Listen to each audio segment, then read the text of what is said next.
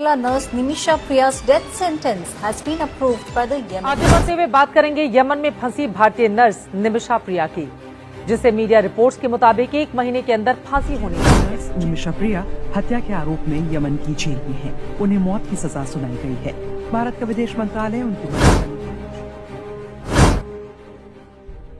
नमस्कार दोस्तों, आज हम बात करेंगे एक ऐसे मामले के बारे में जिसने न केवल भारत बल्कि अंतर्राष्ट्रीय स्तर पर लोगों का ध्यान खींचा है। यह है निमिषा प्रिया का मामला। एक ऐसे भारतीय महिला जो अपने सपनों को पूरा करने के लिए यमन गई, लेकिन वहां उसे ऐसे हालात का सामना करना पड़ा जो किसी भी इंसान के लिए बेहद कठिन और दर्दनाक है। यह कहानी है संघर्ष, उत्पीड़न और आत्मरक्षा की, जिसमें न्याय और मानव अधिकारों का सवाल सबसे महत्वपूर्ण हो गया है। इस वीडियो में हम निमिषा प्रिया के जीवन, उसके साथ हुई घटनाओं और उनके लिए चल रहे हैशटैग अभियान निमिषा प्रिया पर चर्चा करेंगे। तो आप इस वीडियो को अंत तक जरूर देखिएगा। तो चलिए इस वीडियो की शुरुआत करते हैं।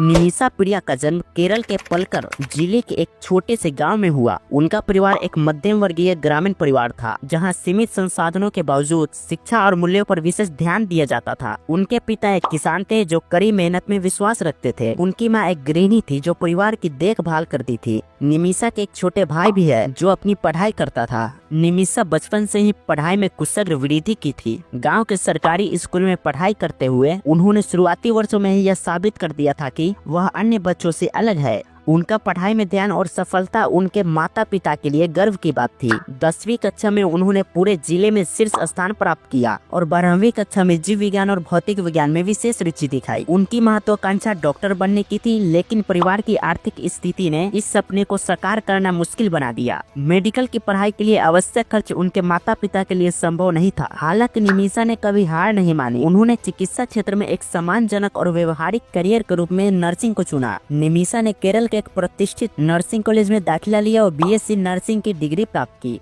नर्सिंग के दौरान उन्होंने न केवल अकादमिक ज्ञान अर्जित किया, बल्कि मरीजों के साथ सहानुभूतिपूर्ण व्यवहार करने और देखभाल करने की कला भी सीखी। उन्होंने इंटर्नशिप के दौरान कई प्रतिष्ठित अस्पतालों में काम किया और हर परिस्थिति में अपनी क्षमता और धैर्य का प्रदर्शन किया। निमिषा के जीवन का यह चरण उनके आत्मनिर्भर बनने की दिशा में एक महत्वपूर्ण कदम था। उन्होंने महसूस किया कि नर्सिंग केवल एक पेशा नहीं है, बल्कि समाज सेवा एक साधन भी है। मरीजों की देखभाल और उनके दर्द को कम करने में उन्हें सच्चा संतोष मिलता था। निमिषा प्रिया ने यमन जाने का निर्णय सोच समझकर आर्थिक आवश्यकता के तहत लिया। केरल में नर्सिंग की पढ़ाई पूरी करने के बाद उन्होंने भारत के विभिन्न अस्पतालों में कुछ समय तक काम किया। हालांकि भारतीय स्वास्थ्य क्षेत्र में नर्सों को मिलने वाला वेतन सीमित था और यह उनके परिवार की जरूरतों को पूरा करने के लिए पर्याप्त नहीं था। उनका परिवार एक मध्यम वर्गीय पृष्ठभूमि से था, जहाँ आर्थिक चुनौतियाँ हमेशा बनी रहती थी। निमिषा अपने परिवार को बेहतर जीवन देने और अपने छोटे भाई की उस शिक्षा के खर्च को पूरा करने के लिए कड़ी मेहनत कर रही थी। भारत में नौकरी करते हुए उन्हें यह महसूस हुआ कि विदेशों में नर्सों की मांग अधिक है, विशेषकर यमन में स्वास्थ्य सेवाओं के क्षेत्र में कुशल नर्सों की आवश्यकता थी। यमन के एक अस्पताल में नौकरी का प्रस्ताव मिलने पर उन्होंने इसे अपने लिए एक सुनहरा अवसर समझा। प्रस्ताव के तहत न केवल आकर्षक वेतन, बल्कि रहने और खाने के लिए व्यवस्था भी की जानी थी। यह उनके लिए आर्थिक रूप से स्थिर और फायदेमंद विकल्प प्रतीत हुआ। हालांकि यमन जाने के निर्णय में कुछ जोखिम शामिल थे, लेकिन बेहतर भविष्य की उम्मीद और अपने परिवार की आर्थिक स्थिति सुधारने के चाहत ने उन्हें इस निर्णय पर मजबूती से खड़ा कर दिया। यमन में प्रवेश करने के बाद निमिषा को वहां की सामाजिक और कानूनी संरचना का सामना करना पड़ा। यमन एक रूढ़िवादी इस्लामिक देश है, जहां की सामाजिक व्यवस्था और कानूनी ढांचा मुख्य रूप से शरीयत कानून पर आधारित है। वहां महिलाओं के अधिकार और स्वतंत्रता सीमित है। महिलाएं पुरुषों की अनुमति के बिना कई मामलों में निर्णय नहीं ले सकती। सामाजिक रूप से महिलाओं से यह अपेक्षा की जाती है कि वे पुरुषों के लिए नियंत्रण में रहे और पारंपरिक रीति रिवाजों का पालन करे। कानूनी दृष्टिकोण से यमन का कानून बहुत कठोर है।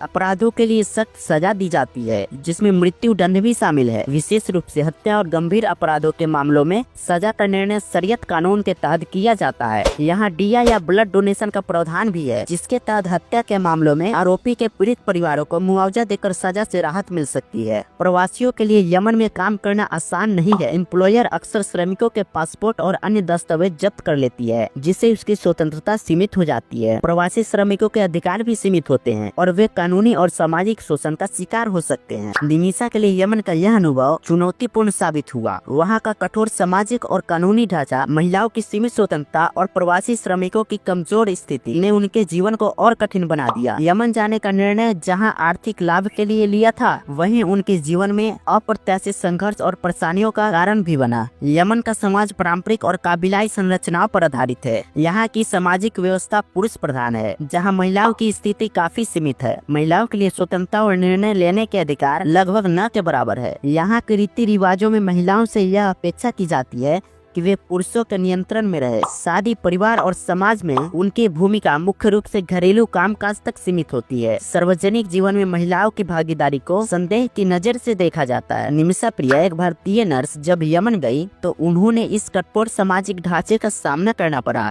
एक विदेशी महिला के रूप में उनकी स्थिति और भी अधिक जटिल हो गई। यमन के समाज विदेशी महिलाओं को विशेष रूप से कमजोर और निर्भर समझा जाता है। सामाजिक परंपराओं का पालन न करने या नियमों का उल्लंघन करने पर उनके लिए गंभीर परिणाम हो सकते हैं। अब आपको बताते हैं संस्कृति दृष्टिकोण से यमन कैसा देश है। संस्कृति दृष्टिकोण से यमन एक ऐसा देश है जहां पारंपरिक इस्लामी मुल्कों का गहरा प्रभाव है। धार्मिक और सांस्कृतिक नियमों का उल्लंघन न केवल अस्वीकार्य माना जाता है, बल्कि इससे अपराध की श्रेणी में भी रखा जाता है। महिलाएं सार्वजनिक स्थानों पर अकेले यात्रा नहीं कर सकती। उन्हें परंपरागत पोशाक पहनने की आवश्यकता होती है। निमिषा जैसे प्रवासी श्रमिकों को इस संस्कृति माहौल में खुद को ढालना बहुत कठिन लगा। यमन का कानून ढांचा मुख्य रूप से शरीयत कानून पर आधारित है। शरीयत कानून एक ऐसा कानून है जहां अपराधों के लिए कठोर सजा दी जाती है। हत्या, अभिविचार और चोरी जैसे अपराधों में मृत्यु दंड जैसे सख्त सजाएं दी जाती है। शरीयत कानून में किसास का भी अधिकार दिया जाता है, जिसमें पीड़ित परिवारों को सजा या फैसले करने का अधिकार हो। महिलाओं को यहाँ पारंपरिक भूमिकाओं तक सीमित रखा गया है। उनकी प्राथमिक जिम्मेदारी परिवार और घरेलू कामकाज को संभालने की मानी जाती है। शिक्षा और रोजगार के क्षेत्र में महिलाओं की भागीदारी अत्यंत कम है और जो महिलाएं कामकाजी है उन्हें सामाजिक पूर्वाग्रह और भेदभाव का सामना करना पड़ता है। सामाजिक स्थानों पर महिलाओं को आमतौर पर पुरुषों की अनुमति के बिना बाहर जाने की इजाजत नहीं होती। सामाजिक रूप से महिलाओं पर सख्त ड्रेस कोड लागू होता है और उनसे यह अपेक्षा की जाती है कि वे पूरे तरह से सिर से पैर तक ढकी हुई हो। महिलाओं को यहाँ न्याय प्रणाली में बराबरी का हक नहीं मिलता है। कानूनी मामलों में उनकी गवाह पुरुषों की तुलना में कम ही होती है और उन्हें संपत्ति, तलाक और अभिभावक अधिकार जैसे मामलों में भेदभाव का सामना भी करना पड़ता है। अब जानते हैं दोस्तों निमिषा प्रिया की मुलाकात खालिद अल अदमी से कैसे हुआ। खालिद अल अदमी और निमिषा प्रिया की कहानी यमन में तब शुरू होती है जब निमिषा एक विदेशी नर्स के रूप में एक नई जगह पर खुद को स्थापित करने की कोशिश कर रही थी। यमन जहां भाषा, संस्कृति और सामाजिक संरचना के लिए पूरी तरह से अपरिचित थी, निमिषा के लिए यह अनुभव चुनौतीपूर्ण और अकेलेपन से भरा था। इसी दौरान उनकी मुलाकात खालिद अल अदमी से हुआ। खालिद ने खुद को सहायक और भरोसेमंद व्यक्ति के रूप में प्रस्तुत किया। उसने निमिषा को यमन की भाषा, स्थानीय रीति रिवाज और वहाँ की रोजमर्रा की जिंदगी को समझने में मदद की। विदेशी धरती पर इस प्रकार की मदद निमिषा के लिए राहत की तरह थी। खालिद ने उनके समस्याओं को हल करने का भरोसा दिया और यमन के कठिन सामाजिक ढांचे में खुद को स्थिर करने में उनकी सहायता की। शुरुआत में उनकी बातचीत और मुलाकातें सहज और मैत्रीपूर्ण थी। खालिद ने न केवल निमिषा के प्रति अपना विश्वास दिखाया, बल्कि एक ऐसा माहौल भी क्रिएट किया जहाँ खुद को सुरक्षित महसूस कर सके। उनकी हेल्प ने निमिषा को यह विश्वास दिलाया कि यमन में उनके पास एक ऐसा साथी है जो उनके हित में सोचता है। हालांकि इस दोस्ती की बुनियादी में खालिद के इरादे शुरू से ही स्पष्ट नहीं थे। वह धीरे धीरे निमिषा की जरूरतों और स्थिति का फायदा उठाने के लिए अवसर तलाशने लगा। दोस्ती के इस चरण में खालिद ने अपनी मदद और समर्थन से निमिषा पर भरोसा हासिल किया, लेकिन इसी भरोसे को उसने बाद में अपनी योजनाओं को आगे बढ़ाने के लिए इस्तेमाल किया। निमिषा जो उस समय भावनात्मक और सामाजिक रूप से कमजोर स्थिति में थी, अब खालिद की इस सहायता को सच्चा समझा। हालांकि यह रिश्ते आगे चलकर उनके लिए और जटिल हो गया। प्रारंभिक दोस्ती और विश्वास जो एक नई शुरुआत का प्रतीक था, बाद में उनके जीवन में एक ऐसा बड़ा संघर्ष और असहनीय मुश्किलों का सामना करना पड़ा। खालिद की मंशा धीरे धीरे सामने आई और यह रिश्ता एक ऐसी दिशा मोड़ ली जिसका प्रभाव निमिषा के जीवन पर बहुत गहरा पड़ा। खालिद अल अदमी और निमिषा प्रिया की कहानी एक ऐसे मोड़ पर पहुंची जहां शुरुआती दोस्ती और विश्वास धीरे धीरे नियंत्रण और धोखे में बदला गया। खालिद जिसने शुरुआत में खुद को एक मददगार, भरोसेमंद साथी लड़की के रूप में प्रस्तुत किया था, उसने धीरे धीरे अपनी मंशा दिखाने लगा। यमन की सामाजिक और सांस्कृतिक संरचनाओं में निमिषा जैसे विदेशी महिला पहले से ही कमजोर स्थिति में थी और जिसको लेकर खालिद ने इस कमजोरी का पूरा फायदा उठाया। खालिद ने निमिषा की व्यक्तिगत पेशेवर जिंदगी में प्रभाव बढ़ाना शुरू किया। उसने न केवल उनके दैनिक जीवन में बल्कि उनके दस्तावेजों और अधिकारों पर भी अपना प्रभुत्व जमाने का प्रयास किया। यमन में काम कर रहे कई प्रवासी श्रमिकों के साथ जो होता है वही निमिषा के साथ भी हुआ। खालिद ने उनके पासपोर्ट और अन्य दस्तावेज अपने कब्जे में ले लिया, जिससे निमिषा की स्वतंत्रता और अधिक बुरी तरह बाधित हो गई। धीरे धीरे यह रिश्ता शोषण और डर का रूप लेने लगा। खालिद ने अपनी ताकत और स्थानीय स्थिति का इस्तेमाल करके निमिषा को कमजोर और असहाय महसूस कराया। खालिद का धोखा केवल उनके अधिकारों तक सीमित नहीं था, उसने निमिषा को भावनात्मक और मानसिक रूप से भी प्रभावित किया। खालिद का धोखा और नियंत्रण निमिषा के जीवन में उस संघर्ष की जड़ बना जिसने अंततः एक ऐसी परिस्थिति में धकेल दिया जहाँ उनके पास कोई रास्ता ही नहीं बचा। यह रिश्ता जो शुरू में दोस्ती और भरोसे पर आधारित था, ऐसे जाल में बदल गया जिससे बाहर निकलना उनके लिए असंभव जैसा हो गया। खालिद अल अदमी द्वारा निमिषा प्रिया को उत्पीड़ित करने की प्रक्रिया धीरे धीरे शुरू हुई और उनके बीच के रिश्ते के एक घातक मोड़ के रूप में सामने आई। शुरुआत में खालिद ने खुद को निमिषा का मित्र बताया था, लेकिन जैसे जैसे समय बीतता गया उसने धीरे धीरे निमिषा का शोषण करना चालू कर दिया। खालिद ने निमिषा को धीरे धीरे अपनी भावनाओं और शारीरिक सीमाओं के प्रति असुरक्षित महसूस कराना शुरू किया। इस उत्पीड़न का तरीका धीरे धीरे और गहरा होता गया।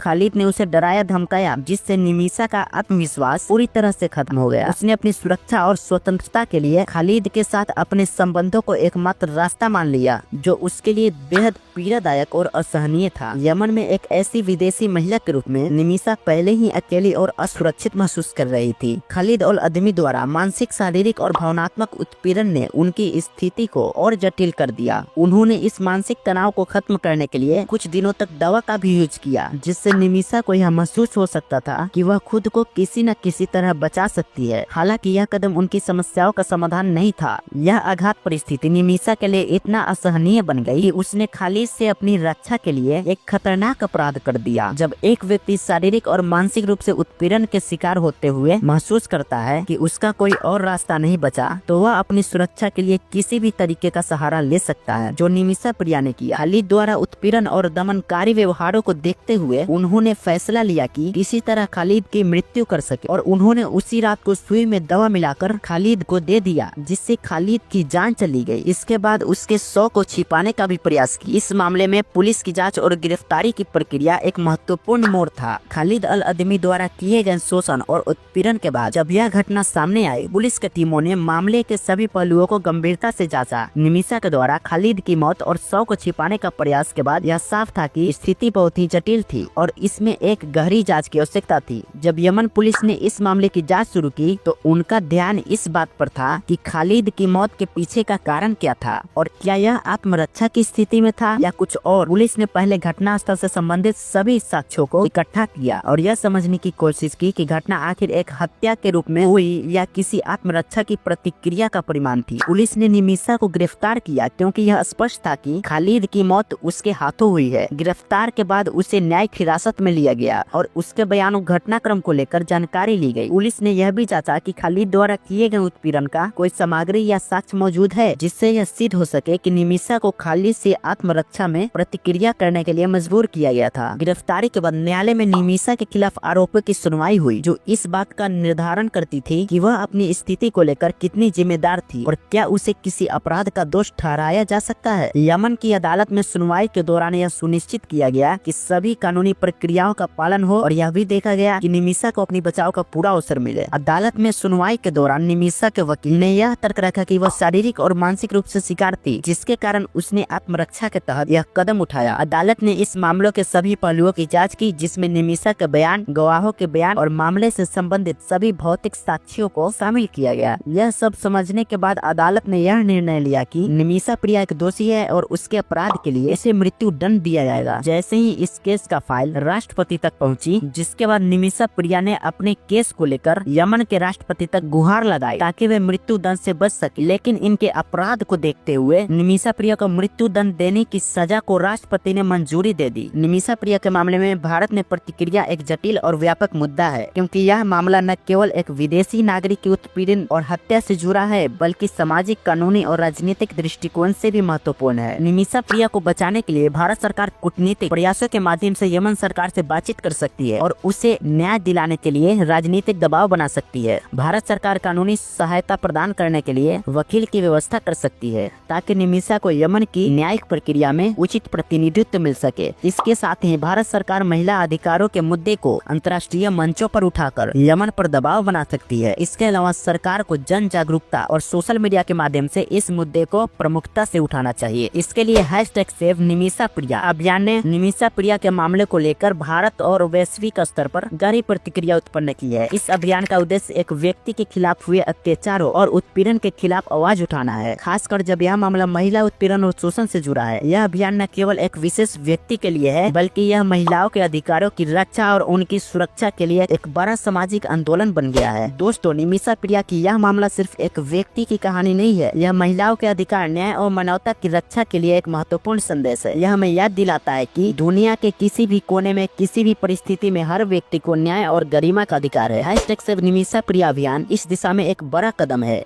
और हमें इसके लिए अपनी आवाज उठानी चाहिए। अगर आपको यह वीडियो इन्फॉर्मेटिव लगा हो, इसे शेयर जरूर करें और साथ ही अपने विचारों को हमें कमेंट में जरूर बताएं। फिर मिलेंगे नेक्स्ट वीडियो में, तब तक के लिए जय हिंद, जय भारत।